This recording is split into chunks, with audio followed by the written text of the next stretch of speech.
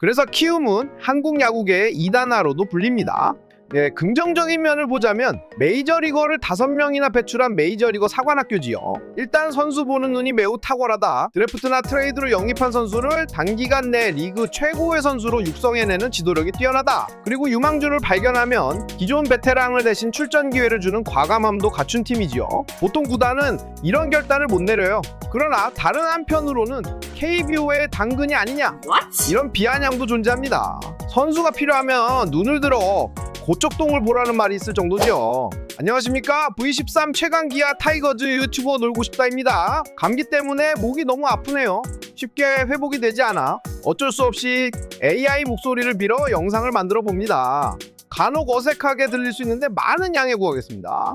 키움 히어로즈의 김혜성이 포스팅 시스템으로 메이저리그 LA 다저스에 입단 합의했다는 뉴스가 나왔는데요. 계약 규모는 3년 1250만 달러, 우리 돈으로 약 3년 184억 원이 되겠네요.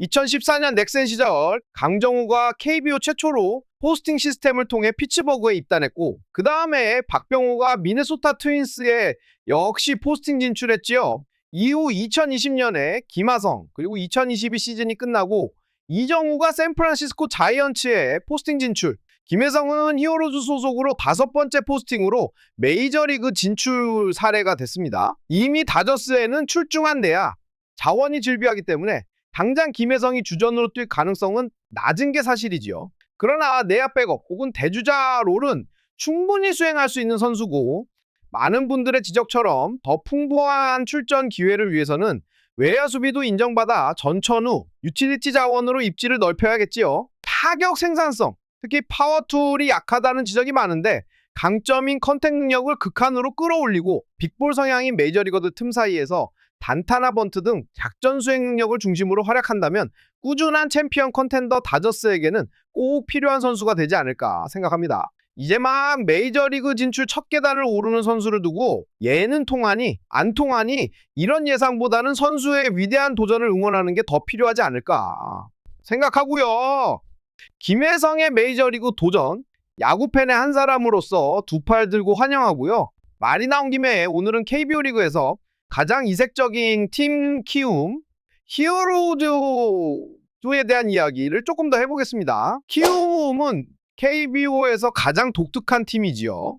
모기업의 지원 없이 자급자족하는 유일한 구단입니다. 그러다 보니 몸값이 비대해진 선수의 재계약 시점이 되면 제일 바빠지는 구단 중 하나지요. 강정호, 박병호, 김하성, 이정욱, 김혜성 등은 메이저리그로 포스팅해 포스팅 비용을 남겼고, 그보다 가치가 낮은 선수들 예를 들면 황재균, 손승락, 유한준, 박동원, 최원태, 조상우 등은 트레이드를 통해 현금과 신인 드래프트 지명권을 챙겼습니다. 야구 커뮤니티에서 가장 자주 보이는 문구죠. 키움은 선수파리로 생존하는 구단이다.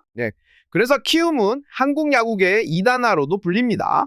긍정적인 면을 보자면 메이저리거를 5명이나 배출한 메이저리거 사관학교지요. 일단 선수 보는 눈이 매우 탁월하다. 드래프트나 트레이드로 영입한 선수를 단기간 내 리그 최고의 선수로 육성해내는 지도력이 뛰어나다. 그리고 유망주를 발견하면 기존 베테랑을 대신 출전 기회를 주는 과감함도 갖춘 팀이지요. 보통 구단은 이런 결단을 못 내려요. 그러나 다른 한편으로는 KBO의 당근이 아니냐, 이런 비아냥도 존재합니다. 선수가 필요하면 눈을 들어 고척동을 보라는 말이 있을 정도죠.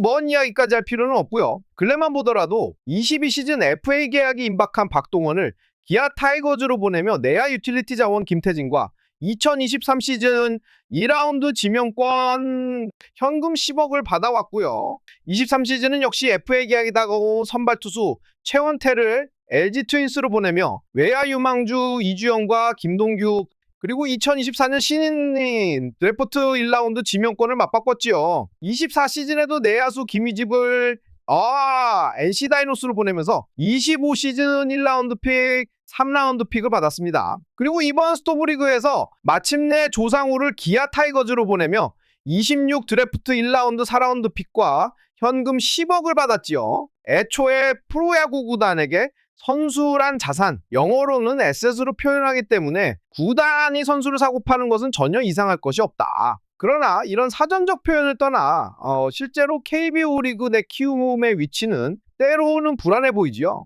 서울을 연고로 하지만 LG 두산에 비해 팬덤의 크기가 턱없이 적습니다. 팀을 대표로 하는 슈퍼스타들이 없었던 건 아니지만 이런저런 이유로 모두 팀을 옮겨 프랜차이즈 스타라고 할 만한 선수가 아직은 없고요. 미래에 과연 나올 수 있을까요? 김하성, 이정우 등 메이저리그에서 현재 뛰고 있는 2명의 선수의 미래 행보가 궁금한데 쉬워 보이지는 않다. 팬은 선수 개인이 아닌 프랜차이즈를 보고 응원하지만 프랜차이즈는 결국 선수라는 아바타를 통해 팬과 교류하죠.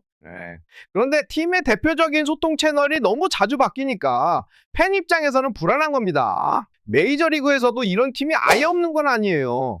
미국 플로리다주의 템파를 연고로 하는 템파베이 레이스 역시 키움처럼 프랜차이즈 역사가 비교적 짧지만 2번의 아메리칸 리그 우승이 있었어요. 굉장한 스몰마켓 팀이지만 강렬한 스파크를 남겼다는 점에서 키움 히어로즈와 닮았죠.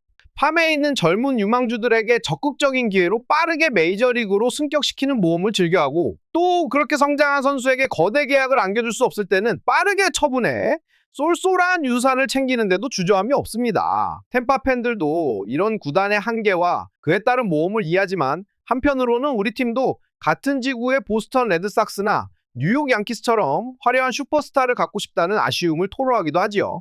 상대적으로 메이저리그에는 템파 같은 운영을 하는 구단이 꽤 많아요. 영화 머니볼의 배경이 된 오클랜드를 비롯해 캔자스시티, 클리블랜드, 미러키 등 스몰마켓 팀들이 많거든요. 그러나 그 중에서도 템파가 가장 꾸준하고 좋은 성적을 내는 건 사실입니다. 키움은 대외적으로 에이스 안우진의 병역이 끝나고 복귀하는 2026 시즌을 목표로 리빌딩 중이라고 하는데 글쎄요.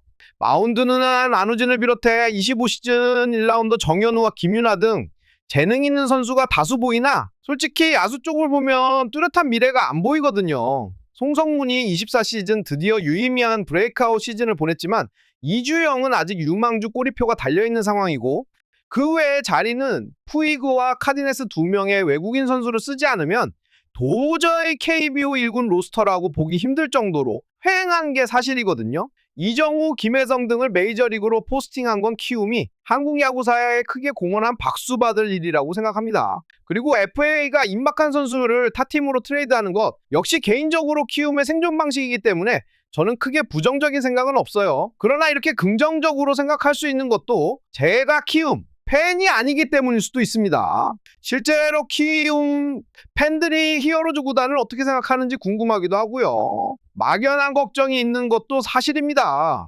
왜냐하면 기아 타이거즈 역시 해태 시절 선수를 팔아가며 연명하던 배고픈 시절이 있었거든요. 그때를 생각하면 진짜 아찔한데요. 25시즌 키움 히어로즈의 어린 선수들이 얼마만큼 성장할 수 있을지 지켜보도록 하겠습니다. 오늘 준비한 영상 여기까지입니다. 감사합니다. 놀고 싶다였습니다.